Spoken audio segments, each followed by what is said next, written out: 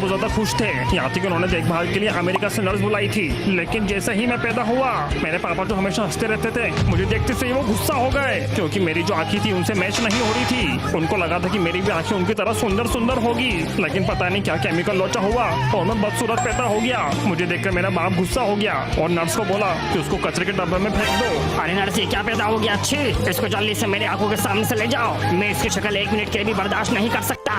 उसके बाद कैरी मुझे कचरे के डब्बे में फेंक दिया गया और मेरे साथ बहुत बुरा हुआ और एकदम से मेरी पूरी की जिंदगी बदल गई। कैरी मुझे मेरे बाप ने तो निकाल दिया था, इसलिए मैं उस रात पहुंच गया कब्रिस्तान, क्योंकि बहुत तेज बारिश हो रही थी और कब्रिस्तान में एक छत थी जिसके अंदर मैंने सोचा कि मैं रात बिताऊंगा। लेकिन मुझे बहुत डर लग रहा था क्योंकि आसपास बहुत सारी कब्रें थी। फिर मुझे बहुत ज्यादा नींद आने लगी तो कब्र के अंदर एक बेड लगा था तो मैं उसके अंदर जाके सो गया। फिर कैरी मैंने पूरी रात उस कब्र में उस कंकाल के साथ बिताई। लिटरली मैंने 2 बार अपना बिस्तर गीला कर दिया था डर के मारे। फिर उसके बाद सुबह से मैं भागा फटाफट से। फिर उसके बाद मैं पहुंच गया एक अनजान सी विलेज में जहाँ पर मैं किसी को नहीं जानता था। कैरी उस गाँव के अंदर मुझे भीख मांगनी पड़ गई थी क्योंकि मैं पिछले 2 दिन से भूखा था। पहले तो मुझे कोई भीख नहीं दे रहा था, सब लोग बस मेरी शक्ल देख के मुझे इग्नोर करके मेरे सामने से जा रहे थे। फिर मैंने गाना गाना चालू किया अपनी दुखी कहानी का। घर जला है मेरा, क्या बिगड़ा तेरा, मुझे तो मेरे बाप ने छोड़ दिया।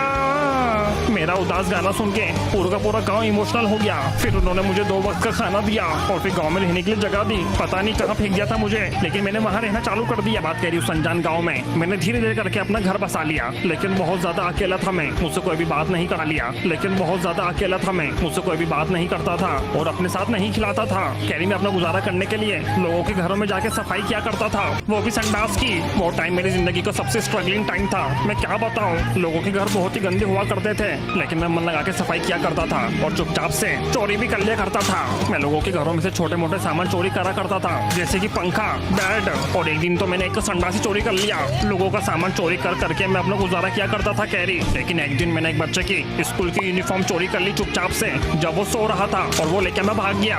और उस दिन मैंने डिसाइड किया कि वो यूनिफॉर्म पहनकर दूरबीन स्कूल जाएगा और बनेगा बड़ा IAS ऑफिसर, ताकि मुझे घर का चोरी ना करना पड़े और मैं अपनी जिंदगी सेट कर लूं। कैरी ये कहानी मेरी स्कूल की पहले दिन की, जब मैं बस से पहुंच जाता हूँ स्कूल कैसे ना कैसे करके। मुझे लगा था कि स्कूल जाने के बाद मैं बहुत बड़ा आदमी बन जाऊंगा। मैंने ठान लिया था कि मैं मन लगा के पढ़ाई करूंगा। लेकिन पहले दिन मेरी पिटाई कर दी गई। स्कूल की पुलिस ने मुझे बहुत मारा क्योंकि उनको मेरी शक्ल पसंद नहीं आई। और फिर मेरी धुलाई करने के बाद मेरी किताबें संडास के अंदर फेंक दी, यहाँ तक कि मेरा स्कूल बैग भी फेंक दिया। लेकिन उसके बाद मैं जैसे ही क्लास के अंदर पहुँचता हूँ, टीचर मेरे पे गुस्सा हो जाती है। कहाँ थे तुम और तुम्हारे में से बदबू क्यों आ रही है? मैं उनको बताता हूँ कि पुलिस ने मुझे मारा और मेरी किताबें संडास में फेंक दी, पर वो टीचर पता नहीं कि मेरे पे यकीन नहीं करती और मुझे मार मार के भगा देती है। मैं चुपचाप से क्लास छोड़ के चले जाता हूँ और मैं खुद को कोसता हूँ कि मैंने पैदा होकर गलती क्यों कर दी।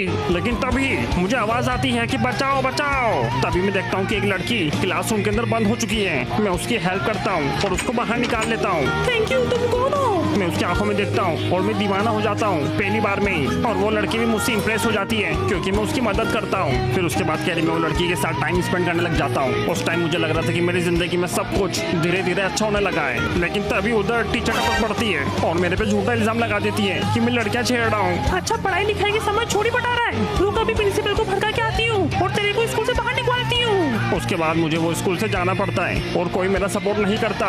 मुझे बेदर्दी से स्कूल से निकाल दिया जाता है और साथ में स्कूल से बैन भी कर दिया जाता है। इतना सब कुछ होने के बाद मैं समझ जाता हूँ कि माइनक्राफ्ट वर्ल्ड के अंदर मेरे लिए अब कोई जगह नहीं है। फिर मैं अपनी जिंदगी का सबसे टफ डिसीजन लेता हूँ और माइनक्राफ्ट की सबसे ऊंची बिल्डिंग से मैं छलांग मार देता हूँ। जैसे ही मैं कूदा, मेरी स्पीड स्लो हो गई। पता नहीं क्या हुआ, मैं एकदम धीरे धीरे गिरने लगा नीचे और पेड़ पे जाकर लैंड हो गया।